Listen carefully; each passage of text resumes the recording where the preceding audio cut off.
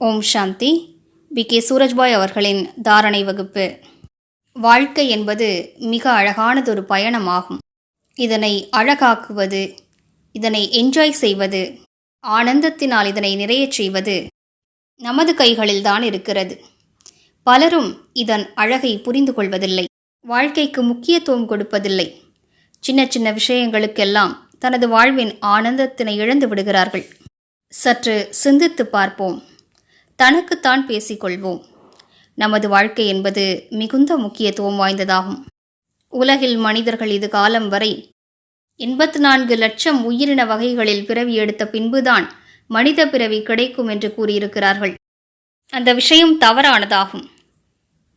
அது ஏன் தவறானது என்றால், நமக்கு ஞானம் கிடைத்துவிட்டது.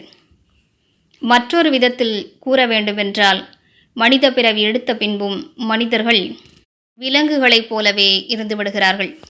ஆனால் மனித வாழ்க்கை உண்மையில் மிகுந்த முக்கியத்துவம் வாய்ந்ததாகும். மனிதன் புத்தி நிறைந்த பிராணியாவான். அவனிடம் யோசிக்கக்கூடிய, முடிவெடுக்கக்கூடிய சக்தி இருக்கிறது. அவனிடம் விவேகம் இருக்கிறது. மேலும் இப்போதோ நம்மிடம் ஈஸ்வரிய ஞானம் உள்ளது. ஏன் நாம் இந்த வாழ்க்கையை ஆனந்தத்தால் நிறைத்து கொள்ளக்கூடாது? இதன் மூலம் வாழ்க்கையை வாழ்வதற்கான ஆனந்தம் நமக்கு கிடைக்கப்பெறும். நாம் பாபாவிடம், பாபா சீக்கிரம் விநாசம் செய்து விடுங்கள் என்று கூறுவதில்லை. இவ்வாறே இந்த சங்கமயுக வாழ்க்கை நடந்து கொண்டிருக்கட்டும், நாம் பாபாவோடு வாழ வேண்டும் என்றே நினைக்கிறோம். ஒவ்வொரு கர்மத்தையும் என்ஜாய் செய்வோம், உறவுகளை என்ஜாய் செய்வோம். நம்மிடம் என்னவெல்லாம் இருக்கின்றனவோ அதில் திருப்தியாக இருந்து முன்னேறுவோம்.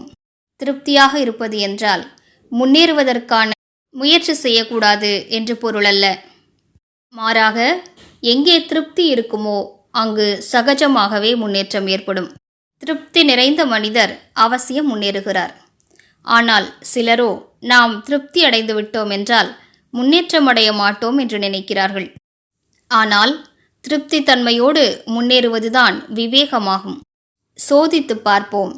எந்த ஒரு விஷயத்தின் காரணத்தினாலும் நமது வாழ்வினை விஷம் நிறைந்ததாக நாம் ஆக்கிவிடுவதில்லை தானே? நமது வாழ்வின் சுகத்தினை பறித்துவிடும் அளவிற்கு யாராவது நமது வாழ்வில் வந்துவிட்டார்களா? நமது நிம்மதியை யாராவது பறிக்கிறார்களா? நம்மை நல்ல யோகியாக அவர் இருக்க விடுவதில்லையா? அவர் நம்மை உயர்ந்த அதிர்ஷ்டத்தை உருவாக்கி கொள்ள விடுவதில்லையா?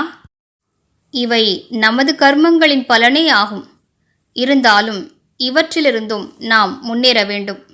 அப்படி யாராவது உங்களது வாழ்வில் இருக்கிறார்கள் என்றால் அவர்களுக்கு சுபபாவனை கொடுங்கள். அவரோடு வாத விவாதத்தில் ஈடுபடாதீர்கள். உடனடியாக ரியாக்ட் செய்யாதீர்கள். இந்த விஷயங்கள் மீது கவனம் செலுத்துங்கள். அவர்கள் கூறும் விஷயங்களுக்கு சற்று மதிப்பளியுங்கள். அவர்கள் கூறுவதை சற்று கேட்டுக்கொள்ளுங்கள். ஆமாம் என்று கூறுங்கள். கூடுமென்றால் சிறிது நேரம் அமைதியாக இருக்க கற்றுக்கொள்ளுங்கள். அவர்கள் ஏதாவது கூறுகிறார்கள் என்றால் சரி சரி என்று கேட்டுக்கொள்ளுங்கள்.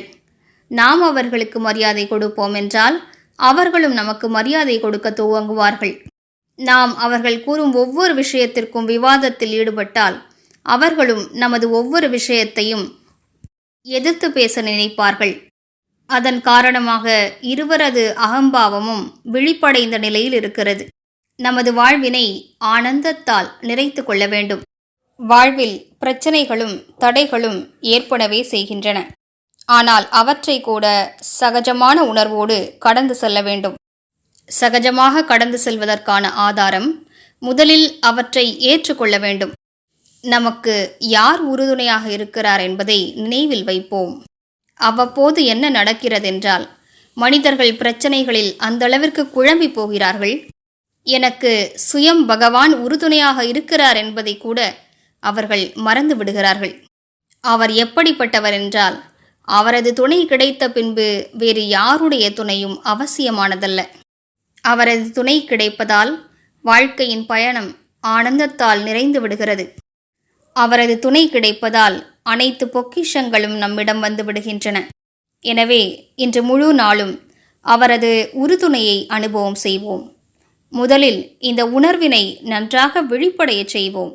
சுயம் பகவான் 1000 புஜங்களோடு என்னுடன் இருக்கிறார். சுயம் நானும் மாஸ்டர் சர்வசக்திவானாவேன்.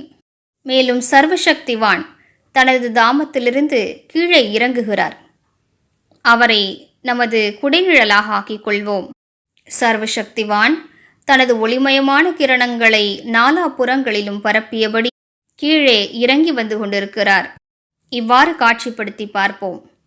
இதில் பரம ஆனந்தம் கிடைக்கும். என் தலைமீது குடைநிழலாக ஆகிவிட்டார். நன்றாக அனுபவம் செய்வோம். கீழே நான் இருக்கிறேன். என் தலைமீது தெய்வீகமான குடைநிழலாக சர்வசக்திவான் இருக்கிறார். இந்த பயிற்சியினால் இன்றைய நாளை ஆனந்தத்தால் நிறைத்து விடுவோம். ஓம் சாந்தி.